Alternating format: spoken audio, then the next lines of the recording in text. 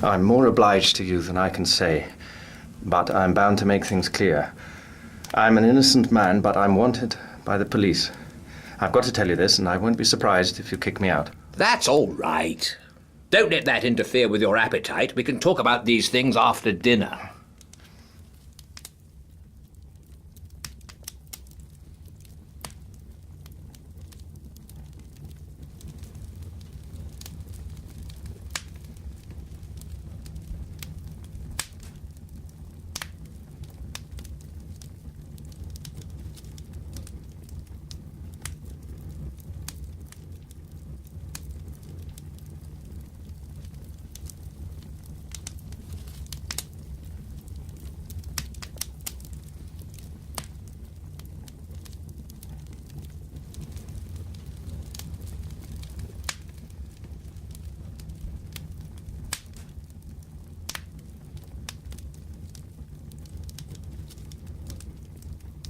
I've obeyed Harry's instructions, and the bribe he offered me was that you would tell me something to wake me up. I'm ready, Mr. Hannay.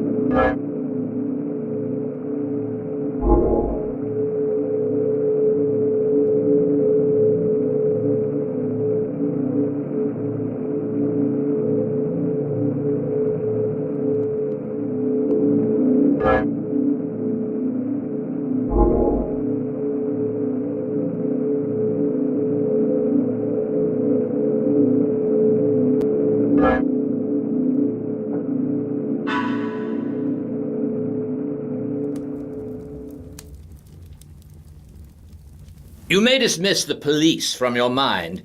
You're in no danger from the law of this land. Great Scott. Have they got the murderer? No. But for the last fortnight, they've dropped you from the list of possibles. Why? Principally because I received a letter from Scudder. I knew something of the man, and he did several jobs for me. He was half crank, half genius, but he was wholly honest. Trouble about him was his partiality for playing a lone hand. That made him pretty well useless in any secret service. A pity, for he had uncommon gifts.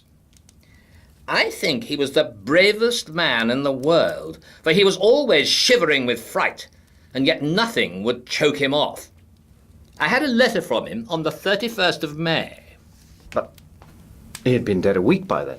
The letter was written and posted on the 23rd. He evidently did not anticipate an immediate decease. His communications usually took a week to reach me, for they were sent undercover to Spain and then to Newcastle. He had a mania, you know, for concealing his tracks.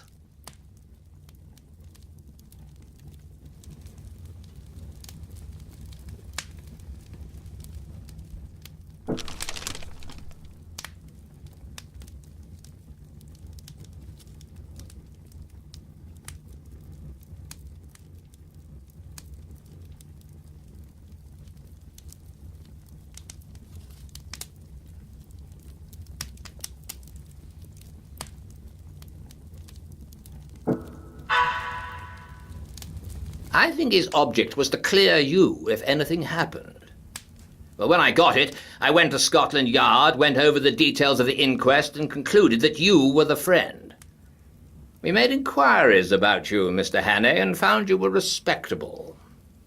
I thought I knew the motives for your disappearance, not only the police, the other one, too. And when I got Harry's scrawl, I guessed at the rest. I've been expecting you any time this past week. Thank heavens.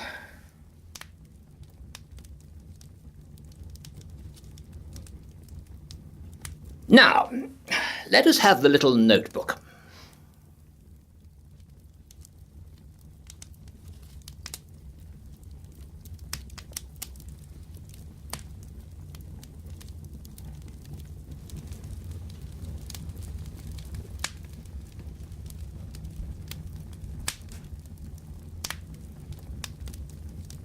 I don't know what to make of it. He's right about one thing. What is going to happen the day after tomorrow? How the devil can it have got known? That is ugly enough in itself. But all this about war and the Black Stone, it reads like some wild melodrama. If only I had more confidence in Scudder's judgment. Trouble about him was that he was too romantic. He had the artistic temperament and wanted a story to be better than God meant it to be. He had a lot of odd biases, too. Jews, for example, made him see red. Jews and the high finance. The Black Stone. Der Schwarze Stein. Yeah, it's like a penny novelette. And all this stuff about Karolides. That is the weak part of the tale, for I happen to know that the virtuous Karolides is likely to outlast us both. There's no state in Europe that wants him gone. Besides, he's just been playing up to Berlin and Vienna and giving my chief some uneasy moments.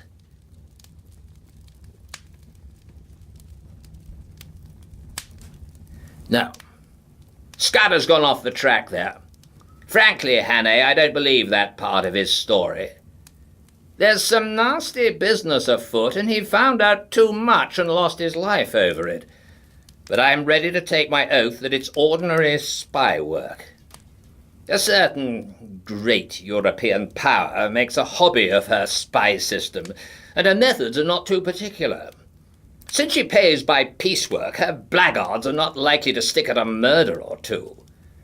They want our naval dispositions for their collection at the Marineamt. But they'll be pigeonholed. Nothing more.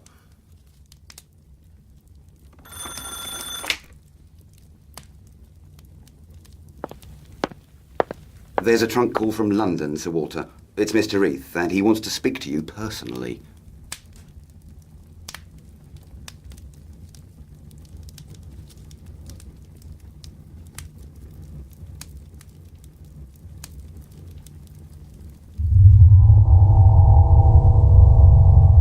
I apologize to the shade of Scudder.